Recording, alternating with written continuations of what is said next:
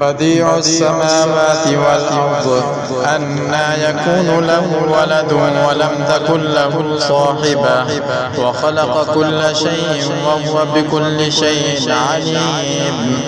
ذلكم الله ربكم لا إله إلا هو خالق كل شيء فاعبدوه وهو على كل شيء وكيل.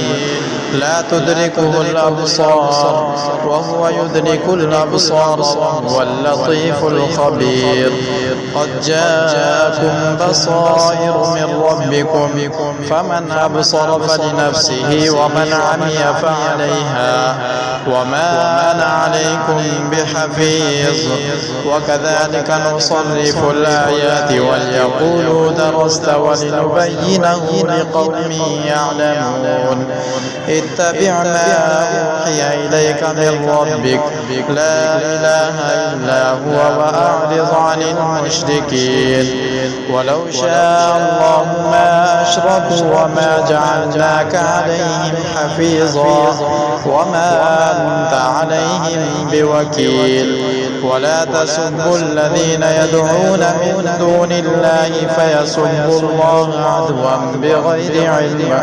كذلك زينا لكل أمة عملهم ثم إلى ربهم مرجعهم فينبئهم بما كانوا يعملون.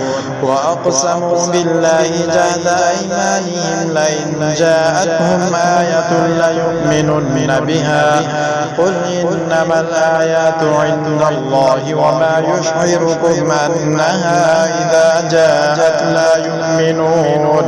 ونقلب أفئدتهم وأبصارهم كما لم يؤمنوا به أول مرة ونذرهم في طغيانهم يعمهون.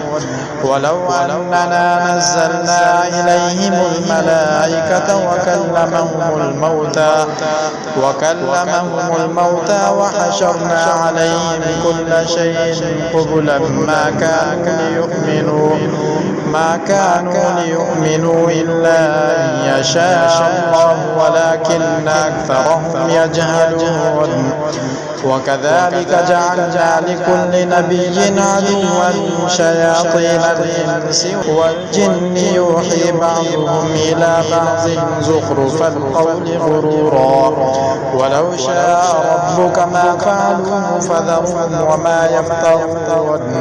ولتصغى إليه أفئدة الذين لا يؤمنون بالآخرة وليرضوه وليقترفوا ما هم مقترفون.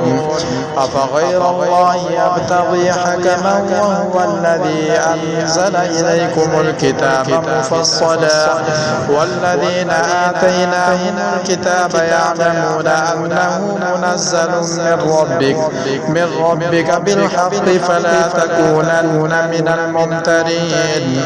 وتمت كلمة ربك صدقا وعدلا لا مبدل لكلماته وهو السميع العليم. وإن تطع أكثر من في الأرض يضلوك عن سبيل الله إن يتبعون إلا الظن وإن هم إلا يخرصون. إن ربك هو أعلم من يضل عن سبيله وهو أعلم بالمهتدين. فكلوا مما ذكر اسم الله عليه إن كنتم بآياته مؤمنين. وما لكم ألا تأكلوا مما ذكر اسم الله عليه وقد فصل لكم ما حرم عليكم إلا ما اضطررتم إليه وإن كثيرا ليضلون بأهوائهم بغير علم. إن ربك هو أعلم بالمعتدين. وذروا ظاهر الإثم وباطنه إن الذين يكسبون الإثم سيجزون بما كانوا يقترفون.